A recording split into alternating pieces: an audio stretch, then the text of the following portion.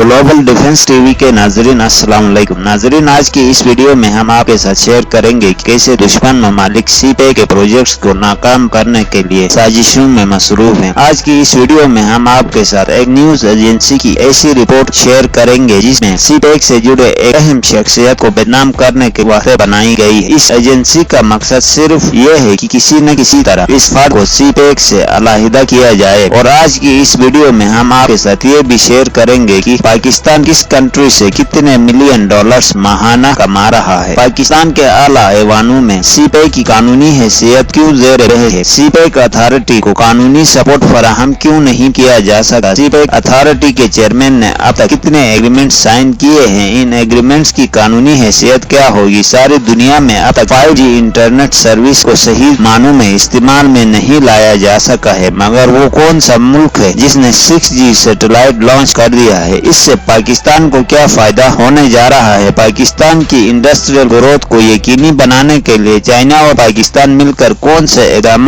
करने वाले हैं। इन इक़दाम से पाकिस्तान की इंडस्ट्रियल ग्रोथ कैसे मुमकिन होगी। पाक रूपी एशिया की बेहतरीन करेंसी में कैसे शामिल हुई है और इसकी अहम वजूहात क्या है। अक्टूबर 2020 में कितने डॉलर्स पाकिस्तान भेजे गए और इसके पीछे किन अवामिल की दखल अंदाजी है। हुकूमत पाकिस्तान ने सीपेक अथॉरिटी क्यों कायम की थी, इसका मकसद क्या था। इस सब के अलावा और भी बहुत सारे मालूमात आपके साथ शेयर करेंगे, मगर इससे पहले इन तमाम दोस्तों से गुजारिश है जिन्होंने अब तक हमारे चैनल को सब्सक्राइब नहीं किया है तो सब्सक्राइब करें और साथ में बेल आइकन को भी दबाना न भूलिए ताकि हमारी हर नए आने वाली वीडियो की आपको बर वक्त नोटिफिकेशन मिलता रहे। इसके अलावा वीडियो पसंद आए तो ट्विटर, फेसबुक और व्हाट्सएप पर दोस्तों के साथ शेयर भी करें और वीडियो के बारे में अपनी राय से हमें आगाह जरूर करें। इन तमाम मौजूदात पर बात करने से पहले एक न्यूज चैनल की खुसूसी रिपोर्ट देखते हैं जिसमें आपको अंदाजा हो जाएगा कि दुश्मन ममालिक सीपेक प्रोजेक्ट को नाकाम करने में शिकस्त के बाद इस प्रोजेक्ट से जुड़े हर ईमानदार शख्स को बदनाम करने की कोशिशों में मसरूफ है, क्योंकि दुश्मन इस बात से अच्छी तरह वाकिफ है जब तक ये शख्स सीपेक से जुड़ा है तब तक दुश्मन की तमाम कोशिशें नाकाम रहेंगी। इस एजेंसी की एक एक खबर के बारे में तहकीक की जा चुकी है और इससे पता चला है कि ये एजेंसी जिन इंफॉर्मेशन सोर्सेस को मेंशन कर रही है वो खुद किसी और वेबसाइट को मेंशन कर रहे हैं और इस तरह ये एक ऐसा सिलसिला चल रहा है कि जिसका कोई फाइनल सोर्स ही नहीं मिल रहा है। Storm in Pakistan. In the eye of the storm is a close aide of the Pakistani Prime Minister, the retired 3-star general in the Pakistani Army Asim Bajwa, a special assistant to Imran Khan on information and broadcasting, the chairman of the China and Pakistan Economic Corridor. But none of these titles matter anymore. Right now, almost every Pakistani is using one word to describe this man: corrupt. Our story begins on Thursday.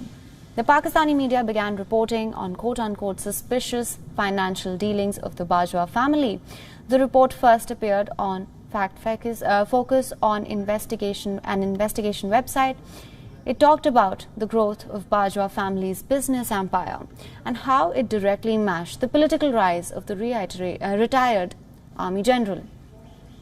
This is what happened. The website of the Pakistan Remittance Initiative (PRI) got hacked.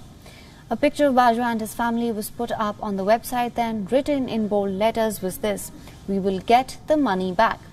It will be quite a task, says that now, because the loot is worth millions of dollars. CPEC authority बनाने का मकसद China और पाकिस्तान का ये था कि CPEC से related तमाम मामलात को एक ही विंडो के जरिए हल किया जाए। इससे सीपेक के जितने भी प्रोजेक्ट्स हैं इनके काम में पहले के निस्बत बहुत ज्यादा तेजी आ चुकी थी, क्योंकि पहले सीपेक में शामिल हर प्रोजेक्ट अपने मिनिस्ट्री से खुद ही तमाम मामला का अप्रूवल लेता था, जिससे इसे कागजी कार्रवाई मुकम्मल करने में बहुत सारा वक्त जाया होता था। मगर सीपेक अथॉरिटी के कायम के बाद तमाम तर सीपेक के मामलात एक ही ऑफिस से हल होने लगे, जिसकी वजह से इन प्रोजेक्ट्स पर काम करने वाली कंपनीज का वक्त जाया नहीं हुआ और नतीजतन सीपेक के प्रोजेक्ट्स के काम में तेजी आई। मगर ये अथॉरिटी एक सदारती ऑर्डिनेंस जारी करके बनाई गई थी, जिसकी मियाद खत्म होने के साथ ही इस अथॉरिटी के चेयरमैन की कानूनी हैसियत खत्म हो गई, जिसके फौरन बाद इस तरह की प्रोपेगेंडा न्यूज न्यूज एजेंसियां चेयरमैन के बारे में बेसलेस रिपोर्ट्स बनाने में मसरूफ हो चुकी हैं ताकि इनको दोबारा इस ओहदे पर काम करने से रोक दिया जा सके, क्योंकि इनको अच्छी तरह मालूम है कि इनकी मौजूदगी में सीपेक के प्रोजेक्ट्स में खलल नहीं डाला जा सका। सीपेक के चेयरमैन की तैनाती को कानूनी सपोर्ट फराहम करने के लिए नेशनल असेंबली की स्टैंडिंग कमेटी के अब तक 2 से ज्यादा मरतबा मीटिंग्स हो चुके हैं, मगर इस कानूनी मसूदे को अब तक अप्रूवल नहीं मिल चुकी है, जिसकी वजह से सीपेक अथॉरिटी आजकल डिसफंक्शनल है। अब बात करते हैं पाकिस्तानी रुपये की कदर में होने वाले इजाफे की। अक्टूबर के महीने में पाकिस्तानी रुपये की कदर में 3.1% इजाफा हुआ है। इसकी मेन वजह है पाकिस्तानी रुपये के मुकाबले में डॉलर की डिमांड में कमी, और इस सिलसिले के 2 अहम फैक्टर हैं, पाकिस्तान को मौसूल होने वाली रेमिटेंसेस और पाकिस्तान के बढ़ते हुए एक्सपोर्ट्स। जब पाकिस्तान की एक्सपोर्ट्स में इजाफा होता है तो इसके बदले में दीगर ममालिक से डॉलर पाकिस्तानी कंपनीज वसूल करते हैं, यानी बाहर से पाकिस्तान डॉलर आते हैं, लेकिन पाकिस्तान की कंपनियां तो अपने मुतल्लिका बैंक से पाकिस्तानी रुपए ही वसूल करते हैं। इस तरह वो डॉलर स्टेट बैंक के पास ही रह जाते हैं और बैंक इन डॉलर्स के बदले पाकिस्तानी रुपए दे देती हैं। यूं पाकिस्तानी रुपए की डिमांड में इजाफा होता है डॉलर के मुकाबले में, और रेमिटेंसेस के मामले में भी यही कुछ होता है, जिससे पाकिस्तानी रुपए की कदर में इजाफा होता है और डॉलर की कदर में कमी आ जाती है। और दीगर ममालिक में काम करने वाले पाकिस्तानियों ने सितंबर के महीने में 2.3 बिलियन यूएस डॉलर पाकिस्तान भेजे हैं, जो कि पिछले साल के मुकाबले में 31.2 का इजाफा है, जबकि अगस्त के मुकाबले में 9% का इजाफा है। इतने ज्यादा डॉलर्स वसूल करने का अंदाजा खुद स्टेट बैंक को भी नहीं था, क्योंकि स्टेट बैंक ने ज्यादा से ज्यादा 2 बिलियन डॉलर्स वसूल करने का अंदाजा लगाया था, जबकि इससे ज्यादा वसूल हो चुके हैं। पाकिस्तान ने किस कंट्री से कितने डॉलर वसूल किए, इनकी तफसील कुछ इस तरह से है। यूके से 289.3 मिलियन, यूएसए से 180.35 मिलियन, सऊदी अरबिया से 665.8 मिलियन, दुबई से 361.1 मिलियन, शारजा से 68.68 मिलियन, बहरीन से 68.6 मिलियन, यूरोपियन ममालिक से 207.33 मिलियन, मलेशिया से 16.8 मिलियन, ऑस्ट्रेलिया से 46.7 मिलियन, कनाडा से 39 मिलियन, जापान से 7 मिलियन रेमिटेंसेस वसूल हो चुके हैं। रेमिटेंसेस में इजाफे की वजूहात में सबसे अहम हवाला हुंडी और दीगर गैर कानूनी तरीकों के खिलाफ हुकूमत के इक़दामात के अलावा कोरोना की वजह से सफरी पाबंदी भी है, क्योंकि इससे पहले पाकिस्तान से गैर कानूनी तौर पर डॉलर ले जाया जाता था और लाया जाता था। अब बात करते हैं हाल ही में चाइना की तरफ से लॉन्च किए जाने वाले 6G सैटेलाइट की। इस बात में कोई शक नहीं, यूएसए मॉडर्न टेक्नोलॉजी के सेक्टर में सबसे आगे है, मगर इस दफा चाइना ने यूएसए से भी पहले हाल ही में 6G सैटेलाइट लॉन्च कर दिया है, जिससे उम्मीद है पाकिस्तान और चाइना दोनों फायदा उठा सकेंगे। दोस्तों आज के लिए इतना ही काफी है। कल एक नई वीडियो के साथ आपकी खिदमत में हाजिर होंगे। वीडियो पसंद आए तो लाइक जरूर करना और हमारे चैनल को सब्सक्राइब करना ना भूलिएगा। Thank you.